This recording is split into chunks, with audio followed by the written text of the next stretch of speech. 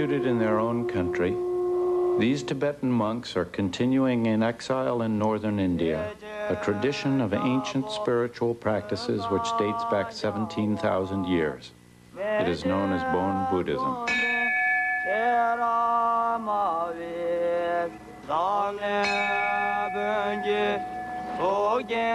All Buddhists believe that the material world is a dreamlike illusion into which they are born and reborn. It is an endless cycle of reincarnation, which can only be broken through profound spiritual enlightenment. This enlightenment is a mystical state they call clear light. For these monks, it can be achieved through strict mental disciplines, chanting, prayer, and meditation during the day, and in sleep, special exercises to understand the true nature of dreams. In Buddhism, we believe that every phenomena, no matter if you're awake or you're sleeping, it's like a dream. If you understand the dream is not real, dream and awakened states become the same thing. Tenzin Wangyal Rinpoche is the reincarnation of a 7th century Tibetan Lama, or teacher. After several years teaching in the West, Tenzin returns to the Teshi Menri Ling Monastery, where he spent the first half of his life as a monk. It was here that Tenzin came to understand that any dream, no matter how real and compelling, is always only a projection of his own thoughts. The conscious reality of our waking world is equally imaginary, and all human problems derive from attaching meaning to what are only mental illusions. If one does not understand everything as illusion, things which we see as real, we are caught into those realities. We are not able to liberate from them. To appreciate that life is an illusion, Tibetan Buddhists must learn to become mentally vigilant and self-aware during both dreaming and waking life. This rigorous training starts at an early age.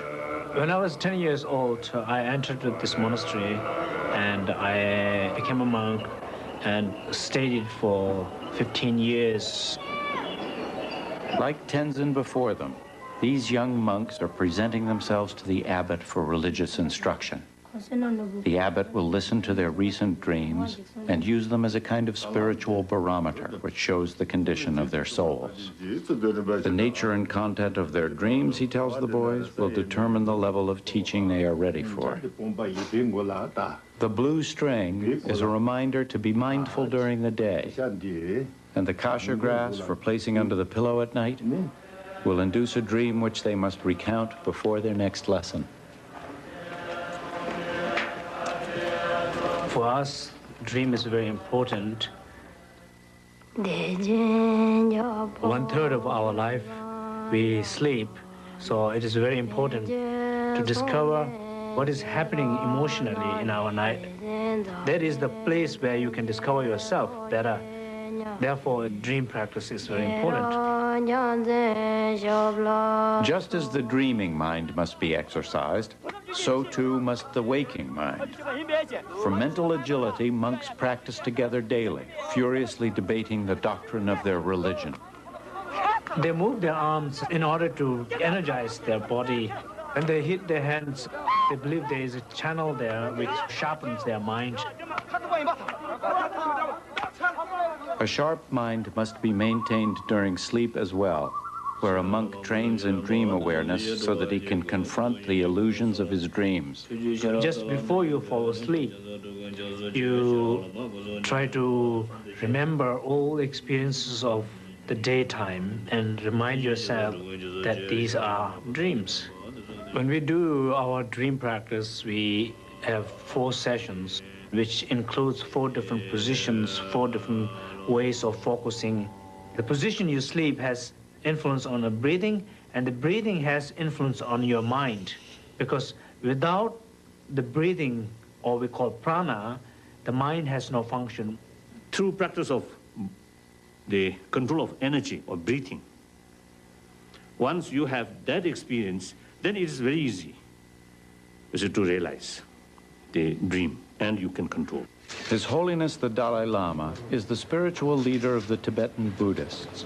As the 14th reincarnation of their original great teacher, this Dalai Lama has unbroken memories of several recent earthly lives, and so his own dreams permit him an unusual perspective. I'm quite skeptical towards my own dream. Generally, dream is a dream. So not at all is it reliable. No meaning. Just come. Then occasionally you might get some dream which can take seriously. I met the 5th Dalai Lama in my dream, and also some previous important Lama, some a few centuries ago. But they're quite rare. The 5th Dalai Lama of the 17th century was famous for attending to his dreams and shares with this successor an enthusiasm for preserving the ancient Tibetan Buddhist practices. This monastery still performs the original sacred bone Tibetan dances. In this annual ceremony of the 29 female protective deities, the monks take on the spirits embodied in the masks and dance to enact the triumph of benevolent forces over evil. These masks are representation of the guardian protectors. When I'm dreaming and when I need help, I often call my guardians to help, and particularly things which I cannot do by myself or when I'm awake. When one is aware that one is dreaming, you can change things, a lot of things that you cannot do during the awakened state. Being aware of a dream while dreaming it is called being lucid. For Buddhists, this is a prerequisite for enlightenment. When a monk learns to become conscious during a dream, to know he is in the midst of something unreal, he can then control the images. This way, he begins to realize that thoughts, whether conscious or unconscious, are all mental illusions. You must recognize dream is dream. When you are sleeping, till you see your memory remain there, conscious remain there, constantly thinking. You actually realize, now I'm dreaming. Now that is important. A lucid dream is that you, while you're dreaming, through your practice, that you know you're dreaming, and then you know it's a dream and you can change things. Tenzin's favorite example is a lucid dream which allowed him to do the impossible, to fulfill a request from his dead mother. She came to him in his sleep, asking for a memorial shrine, a stupa. In Tibetan tradition, it is very important if somebody dies that you build something for them. It can be stupa, a statue, or sacred text. So stupa represents that. It's called sign of rebirth, cheta. I was in Italy and I had a lucid dream with my mother exactly a year after she passed away. We were here in Dolanji under the Bodhi tree, and she seems very sad. She wanted me to build a stupa. I was very aware that I was in Italy, so it was very difficult to build it there. I thought that I could ask the help of a lot of guardian protectors. I looked up into the clouds near the tree, and I saw a lot of animal-headed guardians, like Garuda, the mystic bird, lion, parrot. They agreed to help. I heard a sound, enormous sound.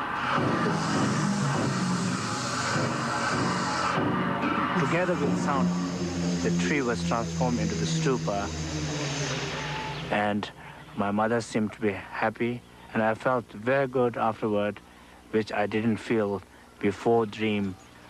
It was like I couldn't make that stupa for her while I was in Italy, but in dream, I made it. Tibetan Buddhists believe that the experience of the dream is the same as that of the soul right after death, or what they call the bardo state. This is why consciousness in dreaming is so important.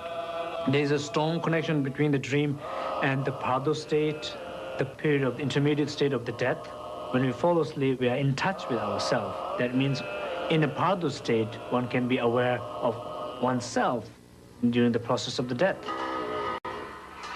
The intermediate, or bardo state, is a dreamlike condition occurring right after death which confronts the soul with blissful and horrific images.